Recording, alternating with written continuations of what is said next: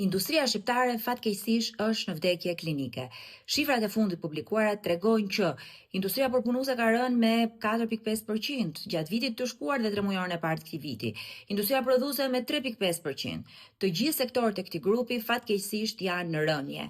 Është një krizë paralajmëruar, nuk është një krizë e re, nuk është një krizë e paditur për qeverinë shqiptare dhe për herë të parë nga viti 2009 kur kishte një krizë përgjithshme botërore, sot prodhimi po zë pothuajse 7% të gjithë prodhimit të brendshëm bruto.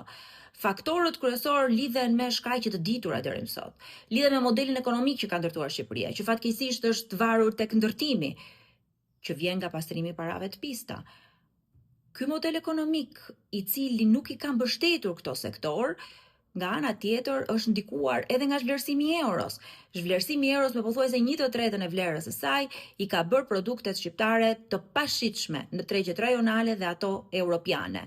Nga ana tjetër, duke qenë se kostot janë rritur, e kanë të pamundur bizneset shqiptare që të investojnë në përmirësimin e produkteve të tyre dhe cilësisë tyre, dhe kjo ka ulur dhe konkurrueshmërinë. Produktet shqiptare sot fatkeqësisht, krenaria jon sot fatkeqësisht nuk shitet, duke nisur nga fshati, duke vazhduar me industrinë, pastrimi i parave, zhvlerësimi i euros dhe mungesa e një modeli ekonomik që stimulon prodhimin shqiptar është duke i nxjerrë nga treku.